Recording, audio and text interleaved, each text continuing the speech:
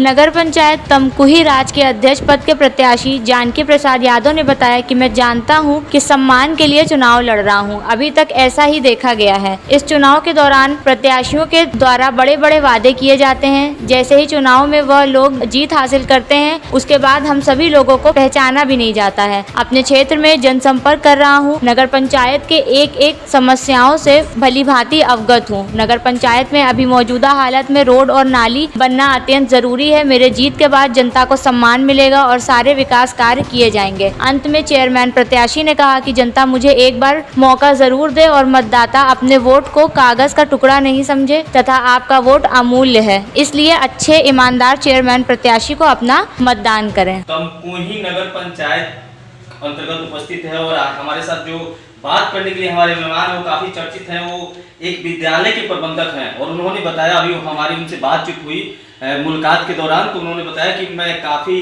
कर्मयोगी हूं और धीरे धीरे स्टार्ट किया और आज इतनी बड़ी विद्यालय 800 विद्यार्थियों की शिक्षा दे रहा है, तो कहीं ना कहीं एक बहुत बड़ी उपलब्धि है। और नगर पंचायत चुनाव में भी अध्यक्ष पद के दावेदार हैं और जगह जगह चौराहे पे लोगों से एक अच्छी पॉजिटिव उनके बारे में चर्चाएं आ रही हैं। उसके बाद हम भी सोचे कि भाई बात करना जरूरी है। हम बात करते हैं कि ये क्या सोच रखते हैं अपनी जनता के लिए कि जीत के बाद क्या क्या कार्य किए जाएंगे और किस विचारधारा के साथ ये चुनावी मैदान में आने वाले हैं। पहले परिचय देते हैं, उसके बाद जानते हैं। जी हाँ, पहले परिचय दीजिए। जानकी प्रसाद यादव जी, प्रबंधक नवजीवन बाल विद्या मंदिर जी।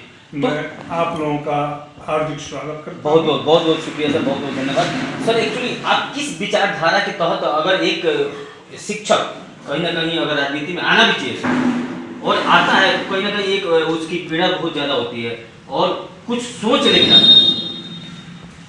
मैं चूंकि सन 94 से शिक्षक पेशे से जुड़ा हुआ हूँ और मैंने प्रयास किया है कि मैं विद्यार्थियों को अच्छा संस्कार, अच्छी शिक्षा दूं और उसमें सफल भी रहा हूं।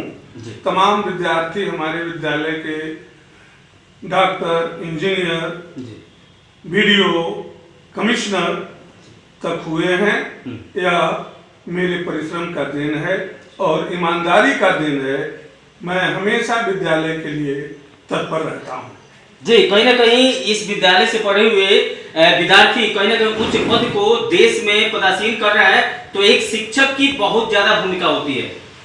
माँ बाप की भी भूमिका होती है, लेकिन माँ बाप तो बहुत कम देर के लिए, लेकिन शिक्षण संस्थान के जो प्रबंधक होते हैं उनकी एक अच्छी भूमिका होती है। वो क्या डिसिप्लिन देते हैं और किस तरह की बातें सिखाते हैं, बहुत मायने रखता है। और मैं कहता हूं कि जो चुनावी क्षेत्र होता है वो भी जनप्रतिनिधि के लिए उसके बच्चों समान ही होता है कि जीत के बाद वो उनको कैसे रखे, कैसे सिजोरे, वो उसके हाथ में होता है। लेकिन चुनाव में तो स्कूल की बात हो गई सर, चुनाव में आने का क्या विचारधारा है और जनता को क्या क्या मिले? उद्देश्य जो चुनाव का है, चुनाव लड़ने का है, काफी 7-8 चुनावों को मैंने देखा है। प्रतिनिधि जीत जाता है, गांव तक नहीं पहुंचता है, गांव की समस्याओं को नहीं सुनता है और गांव के लोग भी उसको भला बुरा कहना शुरू करते हैं, जिसका नतीजा है कि विकास अवरुद्ध हो जाता है।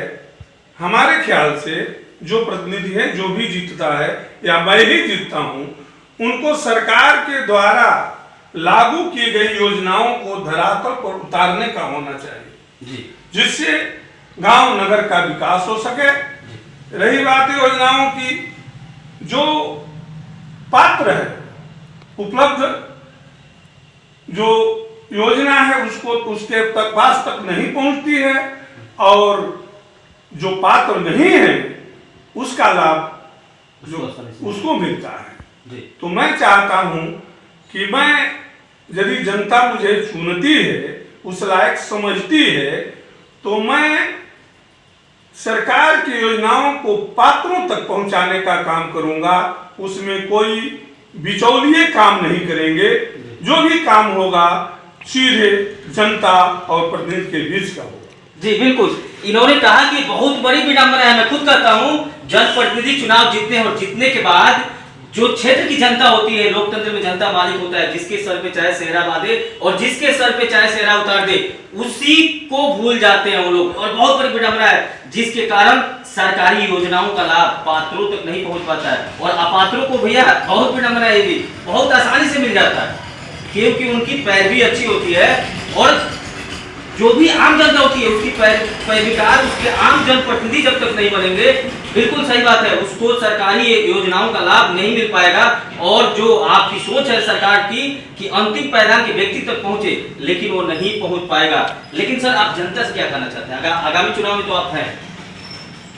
देखिए, हम जनता से ये कहना चाहते हैं कि जनता के बीच में जितने भी प्रत्याशी आ रहे हैं, मैं चाहूंगा नगर पंचायत के मतदाताओं से कि अपने वोट को कागज का टुकड़ा न समझे। उसका वोट अमूल्य है और वह ईमानदार और अच्छे प्रत्याशी को वोट दे, ताकि गांव का विकास हो। विषय में जनता पता लगाए, किसका व्यवहार कैसा है, किसका चरित्र कैसा है, किसका कर्म कैसा है, और उस आधार पर कौन ईमानदार है, कौन बेईमान है, कौन पैसा कमाने के लिए लड़ रहा है, कौन समाज की सेवा के लिए लड़ रहा है, इस आधार पर उनको चयन करना चाहिए और चुनना चाहिए। और सर, नगर पंचायत कंपनी में भी क्या क्या कमी दिख रही है सर, जनसंपर्क के दौरान जब आप घूमते हैं? देखिए, जब मैं जनसंपर्क में निकला जी, तो यह पाया कि गांव में जो सड़कें हैं वह भी जो है सुरक्षित नहीं है, शुद्ध नहीं है, नहीं बनी हुई है। नाली की व्यवस्था होनी चाहिए, नाली की व्यवस्था नहीं है। तमाम चीजें ऐसी हैं जो गांव में उपलब्ध होनी चाहिए, और सरकार ने उसके लिए पैसे भी भेजे हैं, लेकिन वह काम नहीं हुआ है। पैसे का बंदरबाट हुआ है और गांव का विकास नहीं हुआ।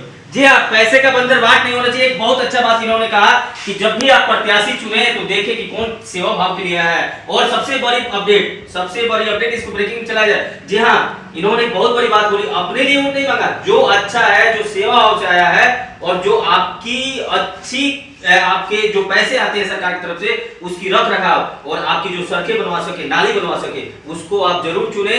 आप देख रहे हैं टीवी और इंडिया न्यूज, साथी पत्रकार मनीष तिवारी के साथ मैं विकास तिवारी। नमस्ते। तमकुही राज से मनीष तिवारी की रिपोर्ट, TV1 इंडिया न्यूज।